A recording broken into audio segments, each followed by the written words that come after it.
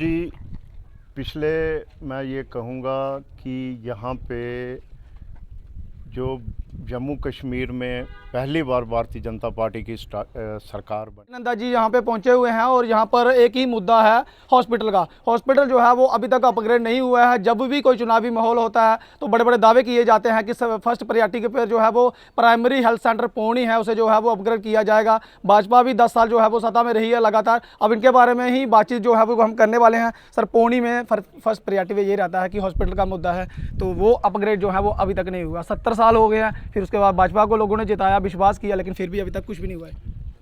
रामस्वरूप साहब, यहाँ पे जो जम्मू कश्मीर में पहली बार भारतीय जनता पार्टी की सरकार बनी, 3 साल हमें सरकार में रहने का मौका मिला और 3 साल में आपने देखा कि कितने काम जो हैं वो पौनी में हुए। डिग्री कॉलेज की बात थी, यहाँ हमने डिग्री कॉलेज लाया। हायर सेकेंडरी 30 साल की पुरानी डिमांड लेतर में वो हायर सेकेंडरी बनाया। रनसूह में हायर सेकेंडरी हमने बनाया।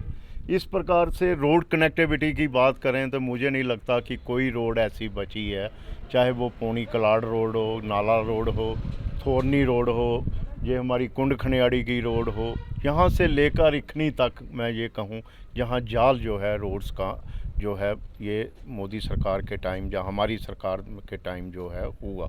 रही बात मोदी जी की 10 साल का जो टेन्योर जो मोदी जी का हुआ है, 10 सालों में मैं कहूँगा कि देश की तकदीर और तस्वीर अगर बदली है तो वो मोदी सरकार ने बदली है।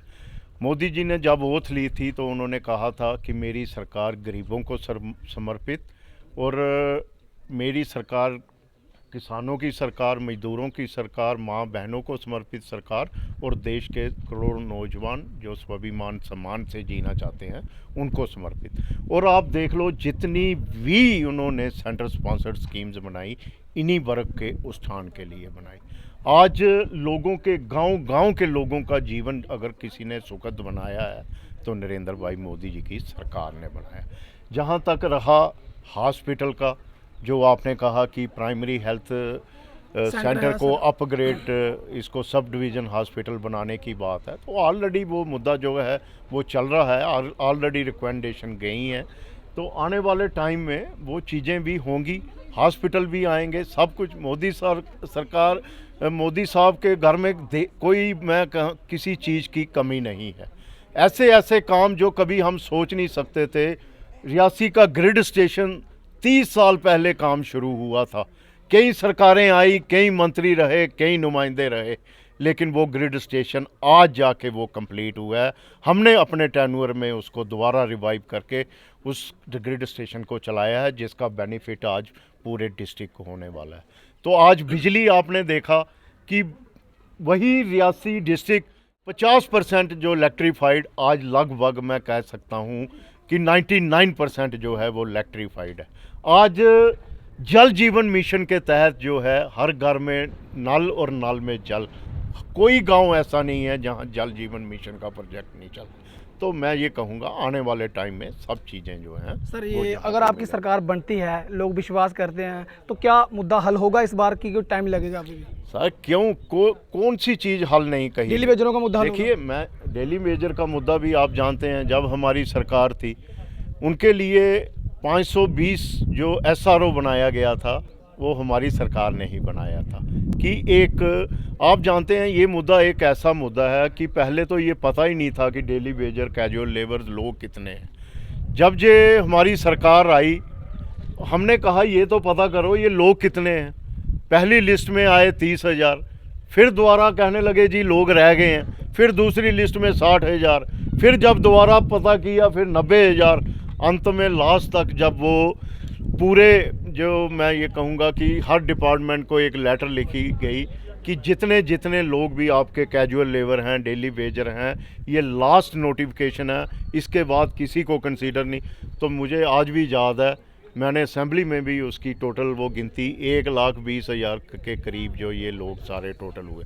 अब 1,20,000 लोगों को एक पॉलिसी के तहत ही किया जा सकता है, लेकिन इसके ऊपर काम किया। पीछे मैंने देखा गवर्नर साहब ने भी उनको कमिटमेंट की है, और भी है, तो ज़रूर इनका कुछ ना कुछ। बारीदारों का भी मुद्दे हल होंगे? देखो, बारीदारों का मसला प्रधानमंत्री जी ने कहा है तो ज़रूर होगा उनका भी आने वाले। हमारा कंपटीशन मुझे नहीं लगता कि कोई भी इसमें टक्कर में है। क्यों पड़े हो चक्कर में, कोई नहीं है टक्कर में। तो मोदी जी ने जो काम किए हैं, जिस प्रकार से जुगल किशोर सांसद दो बार यहाँ से जीत के आए हैं, तो मैं कहता हूँ हैट्रिक वो लगाने वाले हैं। और ये सीट जो ख़ास तौर पर मैं कहूँगा कि जम्मू रियासी कॉन्स्टिट्यूंसी, आप जानते हैं आगे तो हम आते थे उधमपुर, डोडा, कठुआ कॉन्स्टिट्यूंसी, ये पहले बार जो है रियासी डिस्ट्रिक्ट जो है जम्मू के साथ लगा है। तो मैं ये कहूँगा कि यहाँ एक थम्बिंग मेजॉरिटी के साथ जुगल किशोर शर्मा जी जो विजयी रहने। ये कहना था अजय नंदा जी का, क्यों पड़े हो चक्कर में, कोई नहीं है टक्कर में। अब आने वाला समय ही बताएगा कि इनका जो ये नारा है, ये नारा ही तक सीमित रहता है, जहां आने वाले दिनों में लोग जो हैं वो उनके ऊपर विश्वास करते हैं। तो अब मैं आपको बता दूं कि इस वक्त जो काफ़ी सारे मुद्दे हैं, अगर मैं बात करूँ डिस्ट्रिक्ट रियासी के, बारीदारों का मुद्दा था, डेली वेजरों का मुद्दा था, और ख़ासतौर पर जो पौनी है, पौनी का PHC हॉस्पिटल अभी तक जो है वो अपग्रेड नहीं हुआ है। इनको लेकर जो है वो हमने इनके साथ सवाल-जवाब किए हैं। अब आने वाला समय बताएगा आगे, अगर ये सत्ता में आते हैं, क्या इन बातों पे खरा उतर पाते हैं या नहीं। फिलहाल इस अपडेट में इतना ही। देखते रहें रियासी JK न्यूज़। नमस्कार, जय हिंद, जय भारत।